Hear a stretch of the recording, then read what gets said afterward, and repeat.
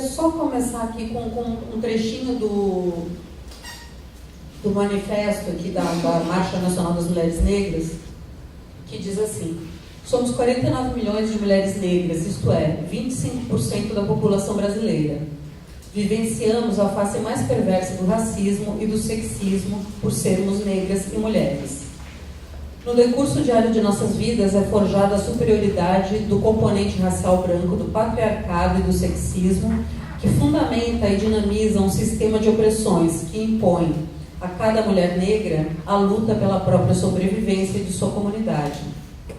Enfrentamos todas as injustiças e negações de nossa existência, enquanto reivindicamos inclusão a cada momento em que nossa exclusão ganha novas formas. Então, esse é o começo, né? Quem quiser acessar, tem disponível esse manifesto.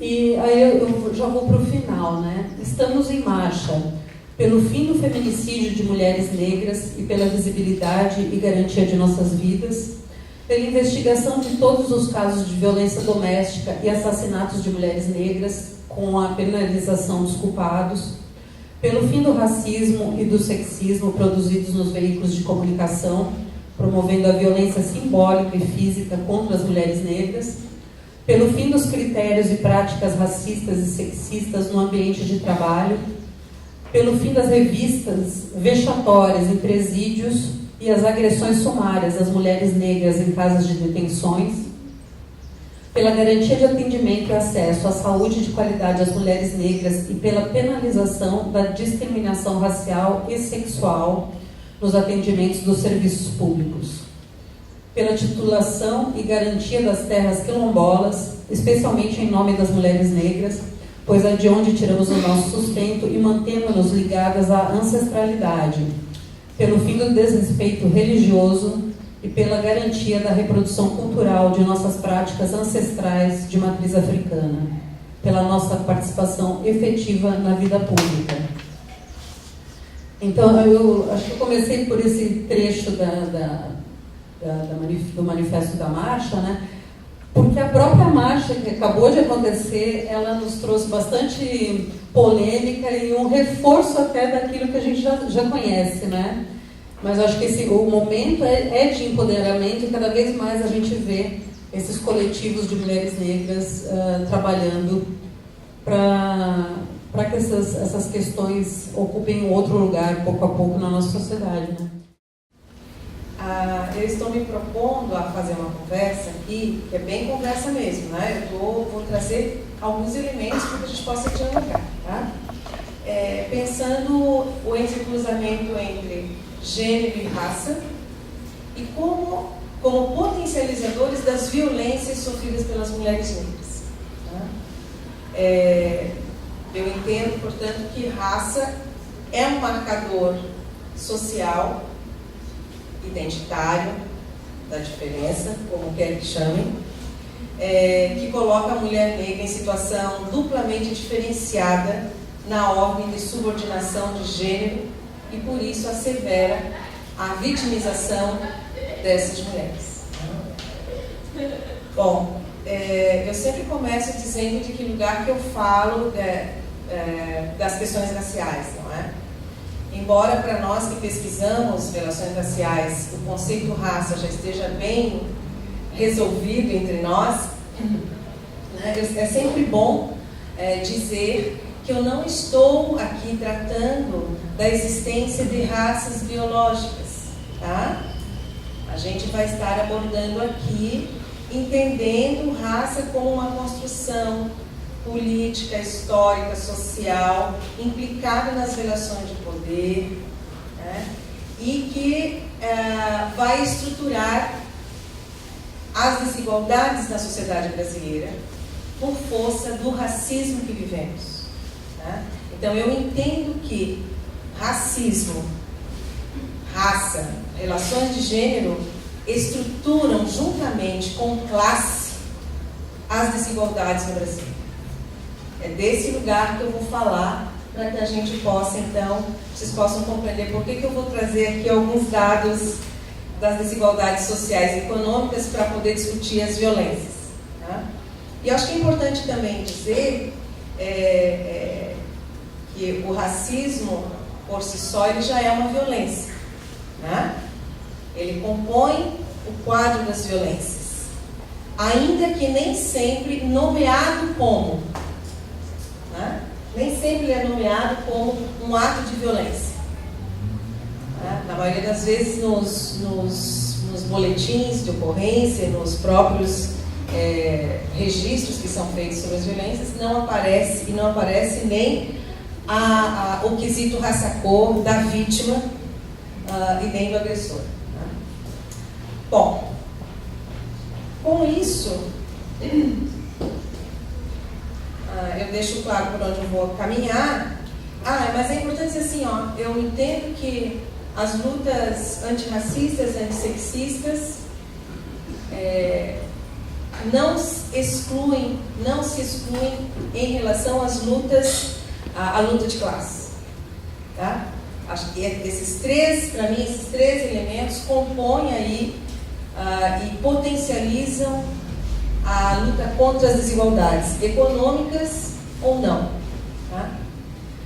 Bom, tem um grupo de feministas que eu estou me debruçando muito recentemente e que eu tenho gostado bastante. Elas se autodeclaram feministas decoloniais e eu quero trazer para compartilhar com vocês, né? Hilderdes Espinosa, Diana Maria Lugones e a Karina Uchoa. Elas, ao discutirem os processos pedagógicos do feminismo decolonial, elas vão dizer o seguinte: a raça está ligada inseparavelmente do controle sobre a vida das mulheres que têm uma história de racialização. Essa história está cruzada por uma negação da humanidade das mulheres não brancas, indígenas e afrodiaspóricas. Essa negação está, à sua vez, atada a uma visão de humanidade que é necessariamente violenta e destrutiva em nome da razão. O capitalismo colonial e imperialista se tem beneficiado e se beneficia dessa concepção das mulheres não brancas como duplamente subordinadas, já que podem ser superexploradas e abusadas de inúmeras maneiras, né? Então, a violência estatal, econômica e interpessoal contra as mulheres é aceita por esse motivo, porque está perpetrada contra seres concebidos sem valor, como sem valor. O último dossiê de 2013 vai mostrar que vai tentar discutir que tipo de relação as vítimas tiveram ou tinham com os seus agressores, né? E se esse ator de agressão muda de acordo com a cor da vítima. E aí o que o relatório nos diz? Que as mulheres negras foram majoritariamente agredidas por pessoas da sua rede de conhecidos. 35% das mulheres negras é da rede, não necessariamente do companheiro. Percebem?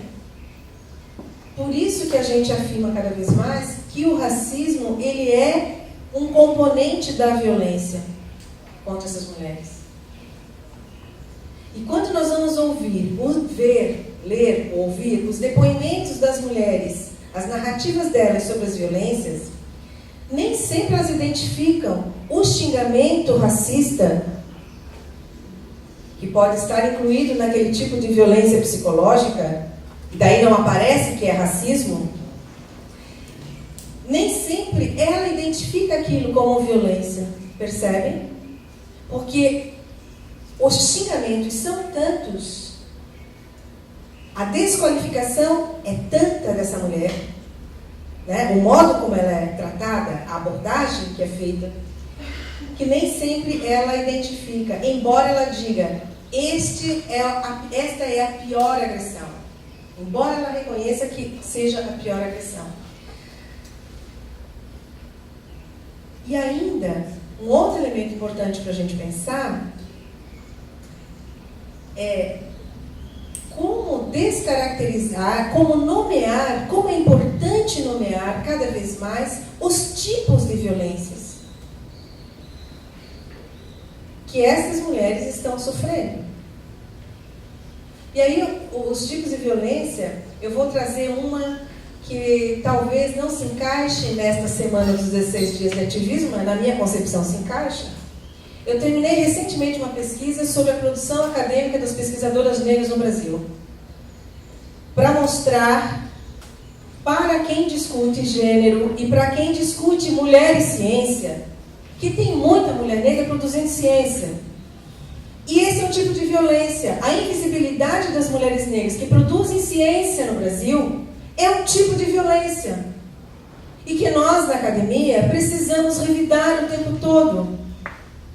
Então, é como se estivesse dado que pesquisar mulher e ciência no Brasil fosse olhar para aquelas pioneiras que estão na página do CNPq quando você abre, assim, que são todas mulheres brancas. Então, elas são cientistas. E, por incrível que pareça, todas brancas. Então, esse é um tipo de violência que nós sofremos na academia, na universidade. Então, não dá para... Desculpem, mas eu acho que essa é uma pauta dos 16 dias de ativismo, esse tipo de violência. Porque isso mexe com a minha capacidade de intervenção, isso mexe com a professora doutora Joana, lá do Centro de Educação, não é? Quando olho os artigos publicados nas revistas A1, A2, B1, B2, dizendo que, sem citar qualquer uma. E é também em nome dessa violência que nós produzimos agora, está lá o mês todo no hall de entrada do Centro de Educação, uma exposição com intelectuais negros, para que a gente possa, muitas feministas inclusive, estão lá, né? Para tensionar com o currículo eurocêntrico, com esse currículo branco dos cursos de formação na universidade. Isso também é violência. Querer que negros e indígenas venham para a universidade sem alterar, sem problematizar essa naturalização epistemológica que existe nesse lugar. Então percebam que os desafios dos 16 dias de ativismo se ampliam quando a gente também amplia a perspectiva das concepções de violências que temos. Não é? Bom, voltando às violências, que eu fui olhar o mapa da violência, voltando às violências contra as mulheres aqui, sem sair dela, sem ter saído, falando das mulheres negras e a vitimização das mulheres negras, a imagem das mulheres negras, a representação social dessas mulheres e dos seus corpos, a exploração dessa imagem, ela reforça as violências. Então a mídia, o modo como a gente vê as imagens, essa ideia de sempre da mulher, da mulata, que foi consolidada via literatura, da mulata da escola de samba, né? Que tem corpo, mas não pensa, não produz cultura, não é? Ela é submissa, subordinada. Esse imaginário reforça essas violências. Reforça a violência física. Né? E vai justificando, então, os abusos todos, né? A representação social, então, como objetos sexuais, mulheres propagandas em que são vistas como produto sexual e nacional a ser consumido, né? A ideia do consumo.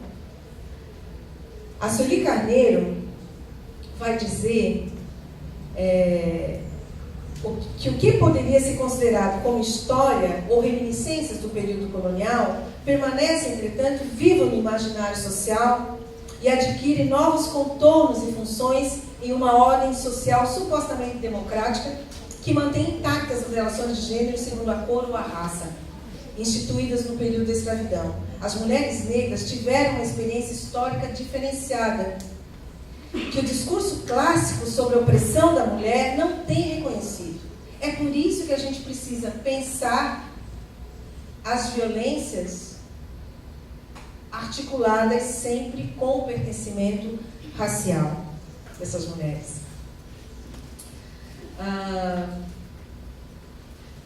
Que esse modo como tem sido tratado não tem dado conta da diferença qualitativa que o efeito da opressão sofrida teve e ainda tem na identidade feminina das mulheres negras. Então, é preciso olhar de um outro modo. Identificar e descrever, nomear a violência doméstica ou as violências contra as mulheres negras é apenas o primeiro e fundamental passo de um projeto que alcança esferas que vão além das assimetrias, das hierarquias, dores e violências. Trata-se de vislumbrar lugares de experiências, formas de ser, de existir, de coexistir, maneiras de compreender a si mesmo, a si mesma, as outras, os outros, que são engendrados no seio da nossa sociedade, mas que permanecem ignoradas, em grande parte, pela academia e pelas políticas públicas. Nesse sentido, quer seja na academia como nas políticas públicas, é urgente que a conceituação da violência contra as mulheres seja revista, agregando a experiência racializada da nossa formação enquanto sociedade brasileira. Nós nos constituímos de modos diferenciados, nós vivemos corporeamente, diferenciadamente os espaços e as violências.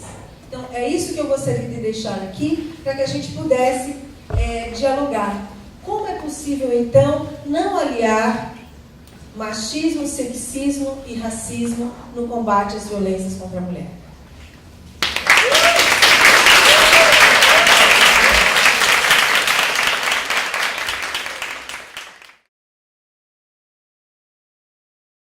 Meu nome é Emeli, então, eu sou doutoranda do Programa Interdisciplinar em Ciências Humanas da UFSC. E a minha pesquisa é sobre o acesso e permanência das mulheres negras no ensino superior através da política de cotas, mas não é sobre isso que eu vou falar aqui hoje. Então, como a Joana já tinha mencionado, eu trouxe aqui essa figurinha só para mostrar que normalmente quando a gente fala de violência, a gente pensa que é violência física, né? E na verdade não, existem muitos outros tipos de violência. Então, a física, como a gente pode imaginar, que fere o corpo, a psicológica, que fere a autoestima, a violência sexual, que se apropria da sexualidade, a violência simbólica, que reforça papéis e estereótipos, e a violência patrimonial e econômica, que se apropria do dinheiro e dos bens. Então, quando a gente pensa em violência de gênero, as mulheres podem sofrer inúmeras violências, em maior ou em menor grau, né? E no caso, quando a gente agrega, além da questão de gênero, a questão racial, essa violência ela consegue ficar ainda mais potencializada. Pode passar. E daí, como a Joana também já tinha mencionado, no mapa da violência de 2015, eles apontam que a violência e o feminicídio contra mulheres negras aumentou 54% em 10 anos. Enquanto, com relação à morte de mulheres brancas, esse número diminuiu 9,8%. Então a gente consegue perceber que, atrelado ao fato de ser mulher, ser negra, também é um fator de risco para essas mulheres, né? E que isso faz com que elas sofram muito mais, muitos outros tipos de violência. Então, com relação à cor dessas vítimas, essas análises desse mapa da violência mostram que, com poucas exceções geográficas, a população negra é a vítima prioritária de violência homicida no país. Além disso, essas taxas de homicídio, então, da população branca, elas tendem historicamente a diminuir, enquanto as taxas para a população negra tendem a aumentar. E por esse motivo, então, nos últimos anos, o índice de vitimização da população negra cresceu de forma alarmante. Só que essa violência com relação à mulher, como eu disse, ela não fica estrita a esse feminicídio. Então, a gente tem inúmeros outros tipos de violência. Então, a gente pode citar violência no mercado de trabalho, quando as mulheres negras elas são a maioria da população de empregadas domésticas.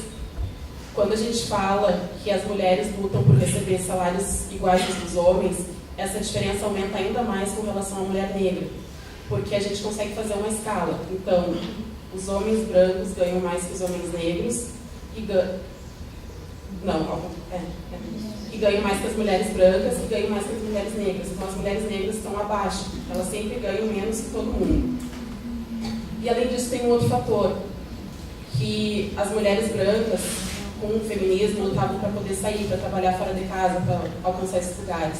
Só que para essa mulher branca poder sair, trabalhar fora de casa, normalmente é uma mulher negra que fica dentro da casa dela, prestando toda a assessoria para que ela possa sair fora, enquanto a mulher continua trabalhando na casa delas, e quando ela chega em casa, ela ainda tem todos os trabalhos da sua casa para dar conta e para atender.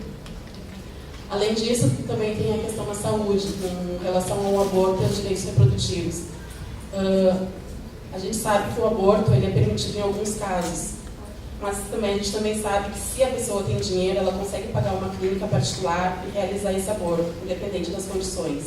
Só que como as mulheres negras elas também fazem parte da população de mais baixa renda, elas dificilmente têm dinheiro para fazer um aborto numa clínica que consiga prestar as mínimas condições para ela. Então são essas mulheres que acabam sendo vítimas de um aborto mal sucedido e acabam morrendo também. E além disso, quando elas decidem levar a gravidez até o fim, elas também sofrem no momento de dar à luz, porque os casos de violência obstétrica também são comprovados e são maiores com relação às mulheres negras, porque elas recebem uma dosagem menor de anestesia, porque elas são ditas como mais fortes, elas aguentam mais a dor. Então elas podem receber menos anestesia do que uma mulher branca para suportar as dores do parto.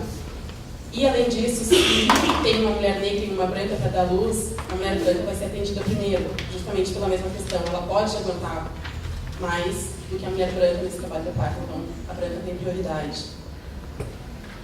A violência sexual, porque a mulher negra é vista como símbolo sexual, né? Tem a mulata, então ela é vista como se ela estivesse sempre disponível a um abuso sexual. E ela, se ela reclama, se ela revida, ela também está errada, porque foi construído historicamente que ela está predisposta a isso.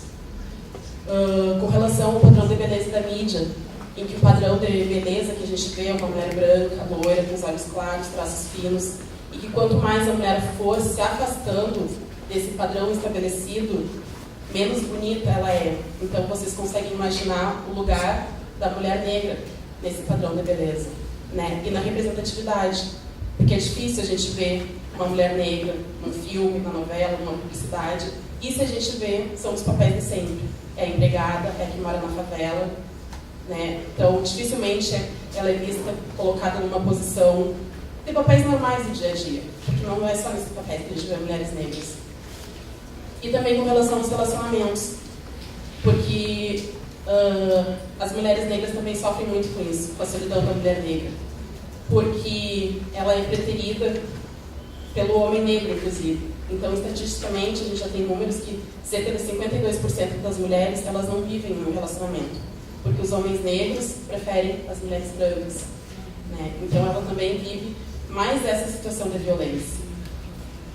E daí, pensando em todos esses casos, em todos esses fatores, a gente tem a Marcha das Mulheres Negras, que aconteceu semana passada.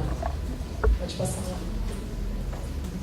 E essa marcha, então, a gente pode dizer que o ponto alto dela foi o dia 18 de novembro, mas ela vem sendo pensada desde 2011.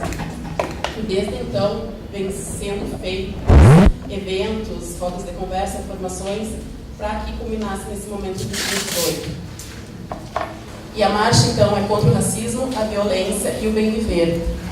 Porque para as mulheres negras essa questão do bem viver ela é muito importante, porque é praticamente impossível ter o bem viver se o marido sai para trabalhar, se o filho sai para trabalhar e a gente não sabe se ele volta no final do dia, porque a gente não sabe se ele não foi abordado pela polícia, não foi morto pela polícia.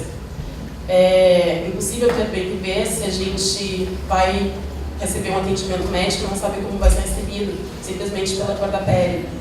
A gente não pode ter bem viver se a gente vai procurar um emprego e eles exigem a chamada boa aparência, porque daí eles questionam o teu cabelo, né? E muitas vezes tem posições, se tu não mudar o teu cabelo, tu não consegue aquele emprego, né? Então, por todas essas questões, por todas essas necessidades das mulheres negras, é que aconteceu essa marcha em Brasília no dia 18. Os números são um pouco contrastantes. A organização diz que teve em torno de 50 mil mulheres, a mídia diz que foram em torno de 10 mil. Enfim, não vem muito ao caso. O que acontece é que eram muitas mulheres, como vocês podem ter visto nas imagens. E daí ali tem algumas imagens do Comitê Impulsor de Santa Catarina, A marcha começou a ser pensada aqui a partir de agosto de 2014, mas só foi tomando forma, foi tomando corpo a partir do início de 2015 agora. A gente foi em torno de umas 50 mulheres de Florianópolis, de Criciúma, Siderópolis e Joinville. E a gente costuma dizer que o mais importante da marcha não foi o que aconteceu lá no dia 18, foi todo o percurso para isso. Porque se formou uma rede muito grande de mulheres negras. E aqui em Santa Catarina isso é muito importante, porque é um estado que é visto como se não houvessem mulheres negras aqui. E existem muitas. E a intenção a partir de agora é que a gente consiga estabelecer uma rede, porque são muitas mulheres e que elas estão nas mais diversas áreas. Então tem mulheres empresárias, mulheres médicas, enfermeiras, advogadas, enfim. E se a gente pensar, essa rede, ela é muito importante, porque quando a gente precisar qualquer coisa, a gente vai saber que a gente tem referência, que tem uma profissional negra que pode fazer esse serviço pela gente, que a gente não precisa mais só necessariamente ficar nas mãos de profissionais que são os que existem até agora, são brancos, né? Então eu acredito que o dia 18 foi importante pela questão da representatividade, pela questão de se ver lá com pessoas iguais a gente. Mas eu acho que a partir de agora também a sementinha foi plantada e muitas coisas vão surgir a partir disso. E, infelizmente, a marcha não teve só um ponto positivo. Né? Então, a gente vê uma marcha que está pregando o fim da violência, do racismo e pelo bem viver. A gente teve o caso daquele cidadão de bem da família tradicional brasileira que estava lá, tinha um acampamento pró-impeachment, eles estavam acampados lá nos ministérios. E quando a marcha foi se aproximando, conforme vocês podem ver ali nas imagens, ele estava lá no meio de tudo e ele atirou para todos os lados, em qualquer direção, podendo acertar em qualquer um. A polícia estava lá, né, acompanhando toda a manifestação, fazendo segurança, enfim, e não fez nada. Por quê? Ele e mais um foram presos, só que eles são policiais também. Então, a polícia, num primeiro momento, não teve atitude nenhuma, ficou acompanhando tudo aquilo. Depois de muita insistência, se interviram e eles dois foram presos. Acontece que... Pode passar a próxima? Na próxima ainda. Ali. Daí, esse foi um caso que eu lembrei, que aquele rapaz ali, o Rafael, ele foi preso em 2013 porque ele estava passando perto de uma manifestação no Rio de Janeiro. E a polícia encontrou na mochila dele produtos de limpeza. E ele está preso até hoje, acusado de tentativa de fazer alguma coisa naquela manifestação. E está preso. O policial que foi preso, ele alguns dias antes ele tinha sido preso com muitas armas no carro, pagou fiança e saiu. Ele foi preso de novo naquele dia, atirando contra a manifestação, ele pagou fiança e saiu. Por quê? Porque ele é um policial, né? Branco. E daí, se puder voltar tem o depoimento de uma advogada que estava lá na marcha. Eu não vou ler tudo porque ele é muito extenso, mas ela está ali contando o que aconteceu naquele dia, que chegou lá, daí tinha um acampamento, e tinham muitas manifestações contra o Lula, contra a Dilma, daí tinha um boneco inflável, vestido de militar, pedindo intervenção militar, tinham 2 caixões, um para o Lula e um para a Dilma, enfim. E isso foi o que, num primeiro momento, causou o princípio de todo o tumulto, porque as pessoas questionaram aquele ato explícito de violência. Daí, ele saiu no meio da multidão, atirando para cima, para os lados, como ela fala ali, que em poucos minutos instalou-se uma confusão, e quando olhei para o lado, me deparei com um homem de revólver em punho, atirando para baixo e para cima, bem na minha frente, dava para sentir o impacto do tiro no chão. Nessa hora, mulheres negras, senhoras, jovens e estudantes começaram a correr. A polícia do Distrito Federal estava ao lado e nada fez na hora. Não pude deixar de pensar que a realidade diária de grande parte do povo negro é correr de tiro, sem que a polícia nada faça, quando não é esta que está de arma em punho. A propósito, o tal atirador se apresentou como policial. Felizmente, nenhuma mulher foi ferida a tiro, apenas feriram ainda mais as nossas almas e corações. Então é isso, a gente consegue ver o quanto essa violência contra as mulheres negras ela é explícita e está em todo lugar. Uma manifestação pacífica, se vocês puderem, se vocês vissem as fotos, tinham muitas mulheres idosas, crianças, né? Então ele poderia ter ferido muita gente, felizmente não aconteceu. Mas, ao mesmo tempo, a gente vê quase que diariamente manifestações em Brasília. E a gente não vê nenhuma delas ser recebida com esse nível de violência. Mas como eram mulheres negras que estavam lá, foi desse jeito. Né? Então a gente pode perceber que daí tem ali a última figura, pode passar? Pode passar? A questão da resistência, o quanto ser mulher negra hoje está relacionado com a resistência. E a gente resiste diariamente, desde o momento que a gente acorda até o momento que vai dormir, em todos os espaços. Né? Então ali, o lema que foi usado pela Marcha é uma sobe e puxa a outra. Porque assim, nenhuma mulher negra ela consegue ser vitoriosa, ela consegue ser bem-sucedida se uma companheira, se uma irmã dela não é. Então a questão é essa, é união e resistência. E eu acho que isso a gente conseguiu com a marcha no dia 18 e com as ações que vão vir em função dela futuramente.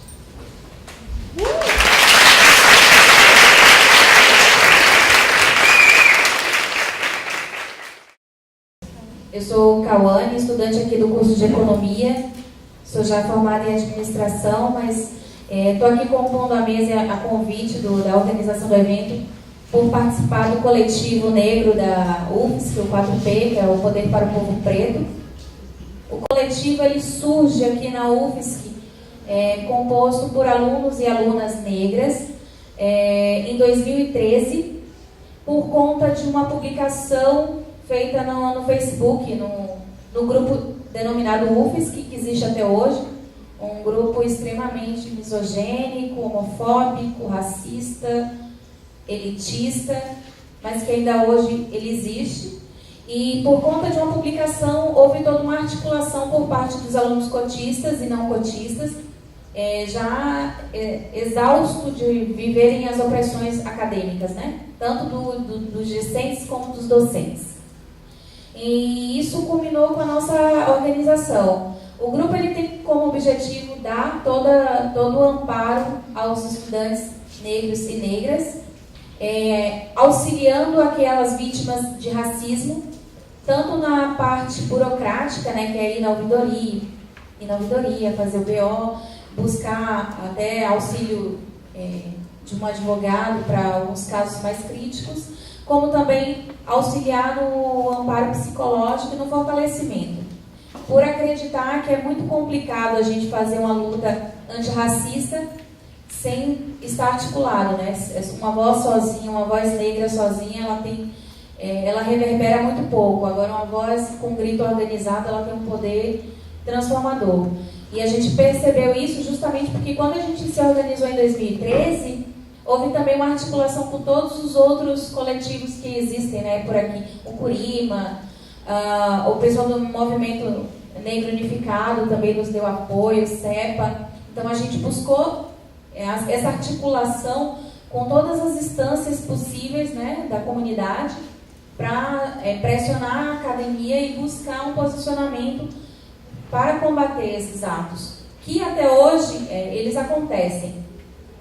Mas a gente tem atuado justamente nesse policiamento, né, em identificar esses atos criminosos, em auxiliar algumas vítimas. A gente já teve até alguns alunos que tentaram suicídio por conta de atos de opressão a partir do professor. Então, atos constantes, e essa pessoa tentou suicídio. Então, assim, a violência, ela não pode ser vista isoladamente, né? A gente não consegue, como diz a Bell Hooks, a gente não consegue falar sobre opressão considerando apenas a questão do feminino, ou a questão racial, ou a questão de classe, é interseccional. Então, partindo desse ponto, eu comecei a atuar junto com o coletivo 4P, e a gente pensou também em criar uma vertente que é o Chá das Pretas, que é um encontro só de mulheres negras. A gente se encontra periodicamente para discutir essas questões de opressão, para ler alguns textos também, porque é um ato de formação também para a gente compreender de onde partem essas violências, quais são os contextos, o que está por trás, porque é sabido que a questão de raça, biologicamente, ela não inexiste, mas de onde surgiu, né? Tem toda uma contextualização social, histórica, e que até hoje funciona, né? Que mantém, né, a marginalização da sociedade, do povo preto, do indígena, das comunidades tradicionais. Então é uma maneira de nos manter cativos, criar essa falácia da racialização. E recentemente eu fiz a seleção para o mestrado aqui da UFSC e passei, vou iniciar agora em 2016, mas 2 perguntas me deixaram inquietas assim, no processo de banca, na arguição. A primeira delas, meu projeto de pesquisa é a interseção de raça e gênero e o protagonismo das mulheres negras de Florianópolis, e eu busquei estudar autoras negras. E aí a pergunta da banca foi: por que mulheres negras? Né? Por que só mulheres negras? A resposta é simples: por que não? Né? A gente passa a vida inteira só estudando autores eurocentrados, homens, como disse a Joana, quando você tem uma pesquisadora mulher, ela é branca, então ela parte de um outro ponto de vista, de uma outra de outro percurso. Então, eu tenho essa intenção. Posso ir estudo, né, outros autores para fazer minha pesquisa. Eu já tinha lido, eu sou da economia, então eu li Florestan Fernandes para entender a marginalização do negro, como ele se integrou na sociedade de classes, até porque o curso de economia, ele se diz de esquerda, né, tem muito marxista, mas eu estou sempre provocando como é que a gente discute a questão de classe sem problematizar a questão racial no Brasil. Porque Marx parte lá no século XIX de um sujeito que está numa revolução industrial, que é proletariado, tem uma outra realidade. Enquanto no Brasil a gente ainda vive um sistema de escravidão. A gente teve os nossos corpos negros traficados, violentados, e quando se abole a escravatura em 1888, o que ocorre é a imigração europeia. Um processo de branquear a nossa população através da miscigenação, e eis que surge o mito da democracia racial, né? Que nada mais é do que exaltar a miscigenação para estimulá-la, só que não funcionou, né? Haja vista que hoje a população brasileira é composta, em sua maioridade, por negros. E ainda assim nós somos invisibilizados. E aí a gente vai para França Fanon, né? Para entender todo esse processo de invisibilização. E entra muito no que a Eveline colocou lá sobre as outras violências. Quando vocês colocam a violência, é muito instintivo vir a violência física na nossa cabeça. Mas a violência psíquica, a invisibilização que o negro passa, ela é muito negligenciada, né? E a gente, outro dia, no curso de formação do 4P, a gente estava lendo o texto do Carlos Moore, que fala sobre a banalização do racismo, né? A trivialização. É muito comum você denunciar o racismo e ver alguém falar assim: mas você tem certeza? Mas não foi bem assim. Aquela menina lá do Grêmio que xingou o cara de macaco, mas ela não teve intenção de ser racista, né?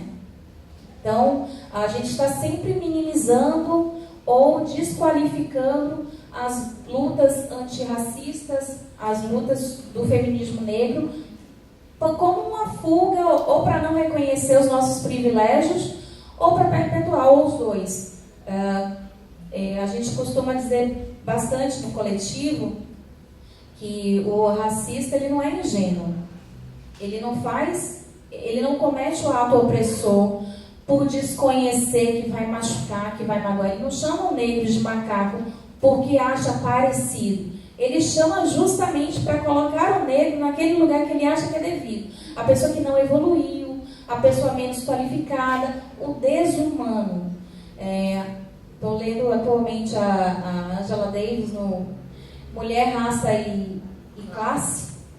E é bem familiar, ela é uma filósofa norte-americana, mas ela me traz muitos elementos bem contemporâneos, né? Bem próximos da realidade brasileira, quando ela coloca que a gente recebeu um legado da escravidão, né? A mulher negra, ela passou como herança para suas descendentes esse legado da escravidão, que é uma mulher forte, a mulher que tem que resistir, a autorresiliente, né? A mulher que tem sempre que equilibrar os pratos. A gente costuma falar sempre que mulher negra é uma mulher resistente, guerreira, mas às vezes cansa de ser todos os dias ter que ser resistente, guerreira, né? Por que a nossa vida não pode ser uma vida com menos batalhas, com menos dificuldades cotidianas? Mas isso ainda está muito distante. A gente sabe que a construção histórica, e quando a gente fala de luta antirracista, de ações afirmativas, a gente não quer uma reparação sobre algo que aconteceu no passado apenas. É algo que se reverbera na atualidade. Quando eu olho o mapa do IPEA lá da desigualdade, vejo que 72% da população pobre é negra. Sim, a classe tem cor no Brasil e ela é preta. A população pobre é preta. Quando eu vejo que a violência obstetrícia está matando 60% das mulheres negras, sim, a violência obstetrícia ela escolhe quem ela vai matar. O nosso sistema único de saúde, ele tem uma seleção de quem ele vai passar, né, na vez, e eu tenho experiências bem problemáticas com o SUS, né, com o Estado, na verdade, com a figura do Estado. E aí eu falo da Secretaria de Segurança Pública, Saúde, a Educação, porque em todos esses pontos que na Constituição diz que você tem que dar uma saúde, uma segurança e uma educação de qualidade, eu não me vejo contemplada enquanto mulher negra. Eu não tenho filhos, mas eu já tive a infelicidade de acompanhar minha irmã, que tem duas filhas, no SUS. Eu sou de Salvador. E na última experiência eu quase fui presa, porque ela não foi atendida, não tinha maca, e ela já tinha estourado a bolsa, e eu tive que gritar muito, quebrei uma porta de vidro, chamaram a segurança, eu quase fui presa, mas não adiantou nada. A gente teve que ir para outro hospital. E a gente percebe que essas experiências traumáticas, elas são muito comuns, e infelizmente elas chegam a ser naturalizadas no discurso das mulheres negras, né? A gente já está... Isso me preocupa. A gente não pode naturalizar essas opressões. Quando eu percebo que na minha infância, meus irmãos praticamente da minha idade, a gente devia ter uns 12, 13 anos, na porta de casa, a gente era parado pela polícia para ser baculejado, como é chamado, né? Para sofrer o baculejo.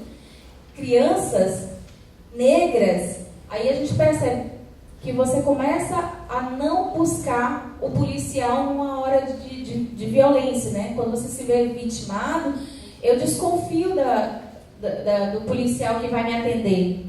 Em alguns momentos aqui com o 4P, a gente foi na delegacia fazer algumas denúncias de agressão contra uma das integrantes, e a gente ia no coletivo, porque a gente sabe como é a truculência policial quando a mulher negra está sozinha, né?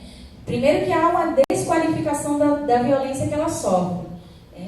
Há sempre uma tentativa de não encorajar a denúncia, não encorajar o inquérito, ou quando há algum tipo de violência racista, é sempre enquadrado como injúria racial. E a gente está atuando justamente para que isso não aconteça. Quando for racismo, ele tem que ser enquadrado como racismo, que é crime inafiançável. E a gente precisa punir essas pessoas. E no último mês, teve um evento de mídia e racismo ali no jornalismo, e nós saímos, e uma colega foi agredida verbalmente por um grupo de meninos brancos, ali no Elefante Branco. Ela estava com a filha dela, e ela foi agredida verbalmente de macaca, chamando a filha dela de macaquinha. Aí a gente se juntou, nós estávamos no coletivo, chamamos a DESEG, né, a segurança da universidade, levamos o indivíduo para a delegacia, fizemos o boletim de ocorrência, e as testemunhas que viram toda a agressão, no decorrer do depoimento, eles já não queriam mais denunciar, já não queriam mais testemunhar, porque estavam com pena do agressor. Porque a denúncia arruinaria a vida daquela pessoa que teria que dormir na delegacia, porque ele não tinha o dinheiro para pagar a fiança. E aí a gente fica se questionando, né, até quando a gente vai precisar atuar para que essas opressões elas se minimizem. A luta ainda está bem distante do fim, infelizmente, mas cada vez mais eu percebo que a gente está se articulando está se mobilizando para ter mais pesquisadoras negras na academia, porque o processo de ação afirmativa ele é um grande avanço, é uma luta intensa do movimento negro, mas a academia ela não está preparada para receber esses alunos, né? A gente percebe aí pelas pinturas rupestres nos banheiros de todas as universidades federais, né, do país. Todos os dias surge uma novidade nova.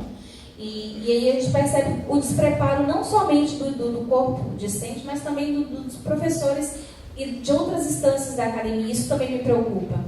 Quando a gente pede para problematizar as questões, por exemplo, eu quero discutir a questão racial dentro do curso de economia, mas eu não tenho nenhuma disciplina que problematize essa questão. Eu não tenho nenhum espaço, hoje eu já estou na 6ª fase, e a gente não tem ainda nenhum espaço dentro da ementa, né, que traga essa questão racial para problematização. A gente poderia falar sobre formação econômica do Brasil sem falar da população negra, sem falar dessa transição do sistema escravocrata para o sistema de servidão, sem problematizar essa integração do negro na sociedade de classes, que só na década de 30 teve a lei que obriga as empresas a contratarem pessoas naturalizadas brasileiras, né? Porque existe uma absorção tão grande de imigrantes europeus no processo de industrialização que o negro ele não foi absorvido como mão de obra. Então o negro ele não saiu do processo de escravidão. A liberdade ela é muito cheia de aspas, né? E aí a gente passa por todos os outros processos de violência, né? A violência, quando a gente tem os reforços dos estereótipos, que a mulher negra ela é a mulher promíscua, a mulher lasciva, né? A mulher mulata de carnaval, e os negros são homens também sexualmente ativos, servem apenas para o coito. Então, são problematizações que a gente ainda não conseguiu romper. São quase menos de 150 anos de abolição, mas a gente pouco evoluiu nesse sentido, né? Pouco a gente conseguiu avançar. Quando a Eveline colocou ali a parte da estética e, né, da beleza da mulher negra, que para mim tem um significado muito grande. Para mim é muito caro olhar na TV uma propaganda que não fala comigo. Para mim é muito violento perceber que nem a indústria cosmética enxerga o público negro como um público potencial consumidor. E eu passei por 14 anos de dependência química, como eu chamo, né? Que era um processo de alisar o cabelo, né? De fazer o alisamento. 14 anos de dependência química. E é um processo violentíssimo, justamente reforçando aquilo também que a Eveline colocou antes, que foi com 18 anos que eu entrei no mercado de trabalho e eu fui convidada a me adequar ao padrão da loja que eu trabalhava, que era uma loja de modas, e eles me convidaram a ter a boa aparência que a moda queria, né, dar, e o meu cabelo ele não se enquadrava naquele padrão. E a partir desse momento eu comecei esse processo agressivo que é o alisamento. E fazer essa desconstrução e passar por essa transição capilar tem um significado muito grande. Não estético somente, mas identitário, assim, de poder me reconhecer, de poder falar assim, não, agora eu estou inteira, agora eu não preciso fazer a mímica, né, fingir que eu sou algo que eu não sou, né, tentando reproduzir um padrão normativo, eurocêntrico, que nem sequer se enquadra com o padrão da população brasileira, mas que o tempo inteiro a gente está buscando, a todo custo, se aproximar disso. Porque, como ela colocou também, quanto mais distante da normativa, menos você se integra socialmente, menos você é valorizado no mercado de trabalho, a mulher negra ela é forçada ao celibato, né? Tem uma pesquisa mesmo que fala que 72% dos homens brancos se relacionam com pessoas da mesma etnia e apenas 39% dos homens negros se relacionam com mulheres negras. Então, por matemática simples, você percebe aí que a mulher negra ela é convidada a viver sozinha, ser chefe de família, ou ocupar alguns espaços que são aquelas mulheres que são para relacionamentos fugazes, né? Para alguns ficar com uma mulher negra, para você poder dizer depois que você não é racista porque você já ficou com a mulher negra, ou porque você tem uma amiga negra, ou porque você tem um amigo, ou a empregada da tua casa é negra. E essas problematizações todas a gente discute no coletivo e a gente também traz para esses espaços de discussão, justamente porque é uma desconstrução, né? O processo de... As relações de opressão, elas elas se deitam, né? Elas se estabelecem justamente nessas construções sociais. O racismo, ele se alimenta dessa maneira, né? A reprodução. E o racismo, ele atinge também a população negra quando você percebe que o próprio negro começa a reproduzir a opressão. Ou quando você percebe que a própria mulher começa a reproduzir o machismo. Ou quando a própria pessoa pobre reproduz, né, alguns fatores da burguesia, mesmo sem ter os elementos, né? E é assim que se perpetuam as opressões. É fazendo com que a minoria mantenha a sua hegemonia no poder e as pessoas fiquem cativas nessas falácias, né, sociais construídas e tão propaladas. Eu estava fazendo um estudo sobre a questão da mídia, né, e o negro na mídia. E a gente percebe que desde o século XVII existem publicações em que o negro ele era colocado num papel desumanizado, né? Ele não era visto como humano, ele era visto como um objeto, uma pessoa sem alma. E aí a gente percebe que é um processo muito anterior até mesmo a criação dos conceitos científicos de raça, né? Porque foi no século XIX que começou a emergir, né, vários estudos sobre reforçando a questão de raça.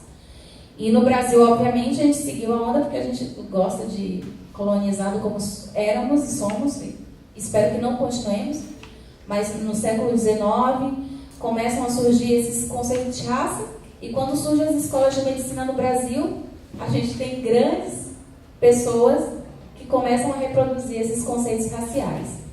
E, obviamente, que a gente percebe esses reforços na literatura, no jornal, nas publicações acadêmicas, nas novelas. E observando lá aquele documentário A Negação do Brasil, sobre as telenovelas, que o Walter Avancini justifica que a ausência dos negros na TV, ela se dá porque as telenovelas, elas são aspirações da população. Significa que eu não aspiro a ser uma mulher negra, né? Eu aspiro a ser uma mulher loira, né? E outra justificativa péssima é que ele coloca que as TVs estavam apenas nas casas da burguesia, na década de 70, né? Ela ocupava 60% dos lares brasileiros, e que eram a burguesia branca. E hoje, que a TV já é massificada, já estamos em mais de 90% dos lares brasileiros, o que justifica a ausência de representatividade negra? Eu não consigo compreender essa lógica, né? O que justifica? E por que a gente continua lendo Monteiro Lobato nas escolas? Reforçando estereótipos, trazendo a questão racial de forma, às vezes, sutis e outras nem tanto, né? Porque o Monteiro Lobato ele tem algumas leituras que são bem problemáticas para a formação infantil. E isso a gente não está questionando, a gente não coloca que, olha, existe a Lei 10.639, que agora precisa falar da cultura afro-brasileira, da cultura indígena, dos povos tradicionais. Por que a gente não cobra isso da sociedade? Assim? Por que as escolas não estão praticando a Lei 10.639 e continuam na insistência do Monteiro Lobato, que já está cansado, né? Já pode ficar lá na biblioteca dos racistas que ainda querem lê-lo. Eu, infelizmente, tive que ler, mas não tenho boas recordações, né, de Monteiro Lobato. E essas questões, assim, elas passam despercebidas, né? A gente não... Poxa, realmente, ali Monteiro Lobato, eu lembrava que tem passagens de Monteiro Lobato que a tia Anastácia, ela é extremamente humilhada pela Narizinha, ou pela Emília, né? E a Narizinha, uma boa filha, né, tenta dar uma contemporizada, não é bem deixar disso, e não funciona. Então eu preciso mesmo trazer essa questão, porque nós estamos na academia e seremos, né, os profissionais, os pesquisadores, e somos, e já estamos atuando, mas a gente precisa produzir justamente conhecimento problematizando a questão racial, problematizando a questão do feminismo negro, da interseccionalidade. Não dá para a gente descolar esses eixos, assim, não dá para discutir a questão de classe na academia sem considerar a questão racial, sem considerar a questão da mulher no mercado de trabalho, porque para mim isso é indissociável. Eu não consigo pensar, estudar Marx e problematizar a mais-valia, como outro dia a gente estava sugerindo, né? Por que vamos então pensar na mais-valia da mulher negra? Vamos questionar agora? Vamos pensar, calcular a taxa da mais-valia da mulher negra no mercado de trabalho. Então, são esses os pontos que a gente precisa também trazer, né? Sempre considerando o meu contexto social, porque a gente não vive na Europa do século XIX, né? Aqui não é a Inglaterra do século XIX, para eu estar pensando na mais-valia apenas sobre esse ponto de vista. E quando a gente fala do feminismo negro, é justamente trazer essas questões assim, interseccionais que nos atingem todos os dias, né? Que tem um grande impacto na nossa vivência. E a academia, para mim, ela tem me provocado o tempo inteiro, né? Teve uma outra pergunta que foi... ele me perguntou se eu considerava, na banca do mestrado, se eu considerava que o negro tinha que falar apenas sobre questões raciais. Se as pesquisas da população negra tinham que ser apenas sobre esse aspecto. O que eu coloquei, que eu espero escrever e pesquisar sobre outras temáticas, né? Mas que no momento atual é uma necessidade falar sobre a minha vivência, falar sobre as minhas colegas, né? Sobre as mulheres negras, porque há uma sonoridade, eu me reconheço nisso, e eu não vejo que pessoas que falem por mim vão falar melhor do que eu. Eu não vejo que uma pessoa que pesquise pode estar cheia de boas intenções, mas ela vai carregar as tuas percepções e o teu percurso para a elaboração daquele projeto. Então, eu acredito que quando uma mulher negra pesquisadora ela está fazendo um trabalho nesse sentido, ela tem um conhecimento de causa, acima de tudo, né? Ela tem aquela carga de se reconhecer naquela pesquisa e de elaborar a pesquisa nesse sentido. Mas, realmente, eu espero que daqui a algum tempo eu queira falar sobre, sei lá, as ondas do mar em Canasvieiras, mas, por enquanto, eu sinto que tem um compromisso com o social, identitário, ideológico, político, porque eu entendo que meu corpo é político, minha pesquisa ela é política também. A minha presença aqui na academia, ocupando os espaços, problematizando as questões, denunciando as opressões, ele tem um papel também político. Apesar de ser extremamente cansativo, né, a batalha contra as opressões ela é cansativa, porque ela é cotidiana, mas se eu puder, como eu costumo dizer, incomodar meia dúzia de racista, para mim já está ótimo, já está valendo a pena. Se eu puder problematizar, botar o dedo na ferida, e fazer as pessoas serem responsabilizadas pelas opressões que elas cometem, para mim já está um ganho maravilhoso. Eu já estou bem feliz com isso. Obrigada.